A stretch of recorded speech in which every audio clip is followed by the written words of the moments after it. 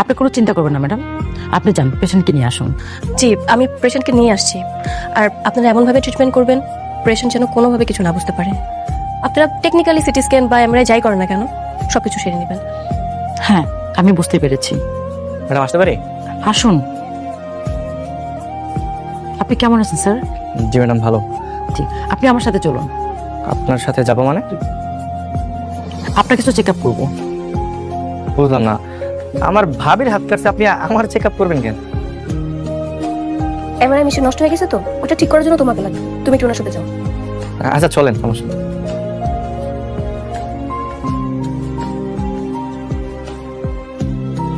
তুমি এখানে? গোলাম কোথায়? আপনাকে এখানে কে আসতে বলছে? গোলামই আসতে বলছে, আর আমার অফিস তো ঠিক পাশেই, তাই চলে এলাম। আচ্ছা দেখি তোমার হাতে কতটুকু কাটছে। চুপ করে এখানে দাঁড়িয়ে থাকুন, একটা কথাও আপনি এখানে বলবেন না। অনেক হয়েছে, আর না, আমি সব জেনে গেছি। আমার শেহজাদ আমাকে ধোকাও দেয়নি, আমার শেহজাদ আমার সাথে নাটকও করছে না। শেহজাদের স্মৃতিশক্তি সব হারিয়ে গেছে।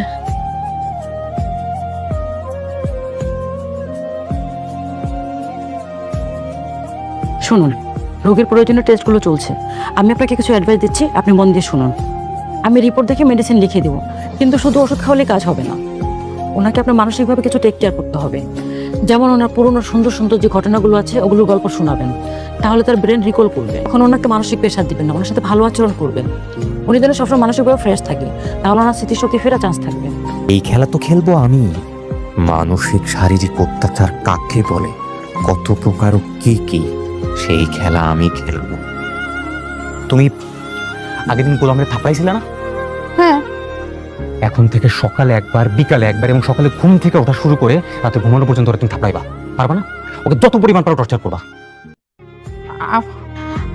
কেন?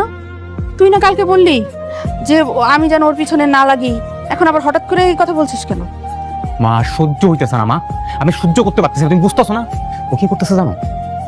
ও ফাতেমাকে লাইন মারতেছে মা।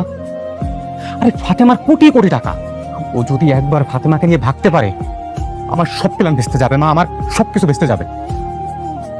না না না, এটা হতে দেওয়া যাবে না। হ্যাঁ, এটা হতে দেওয়া যাবে না, এই জন্য এখন থেকে সকাল বিকাল রাত ও অত্যাচার করবি, টর্চার করবি, যা বাচ্চা তাই করবি, বাদ বাকি আমি দেখে নেবো। ওইসব নিয়ে তোকে চিন্তা করতে হবে না, তুই শুধু দেখ আমি ওর রাতের ঘুম কি করে হারাম করি। গোলাম, তুমি কোথায় গিয়েছিলে? ভাবির হাত কেটে গেছিল তো, ও নিয়ে একটু ডাক্তারের কাছে গেছিল। ভাবিকে নিয়ে তুমি ডাক্তারের কাছে গিয়েছিলে? গুড, ভালো করেছো। তো বাসায় কি আর লোক ছিল না তাকে নিয়ে যাওয়া? ছিল, আসলে তারা হুড়া করে গেছি তো, তাই খেয়াল করিনি। তো তোমার ফোন কেন বন্ধ ছিল? আমি আসলে জানি না ফোনটাতে কখন বন্ধ হয়ে গেছে। বলতো গোলাম, ওই যে শাশুড়ি আমার মনে ডাকতেছে, আপনি থাকেন, আমি একটু যাই। হ্যাঁ জাম্মা। আসতে এতক্ষণ লাগে? হ্যাঁ, মেরে না একদম দাঁত ফেলে দেবো। সরি আম্মা, ওই যে একটু একটু লেট হয়ে গেছে। কি দরকার কর না? যা বাজারে যা।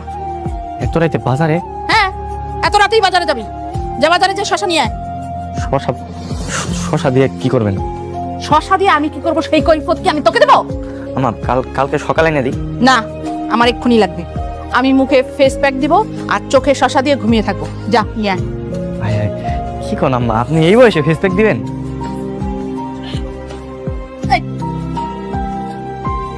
ছোট লোকের বাচ্চা, হ্যাঁ, তুই আমার বয়স নিয়ে খোটা দিস, তোর এত বড় সাহস? মেরে না একদম তক্তা বানিয়ে ফেলবো। বললাম যাও ভাইয়া, মা বলছে না, নিয়ে আসো। ভাই এত রাতে তো বাজারটা সব বন্ধ, কই যাম? যেখানে পাওয়া যায় সেখানে যাও।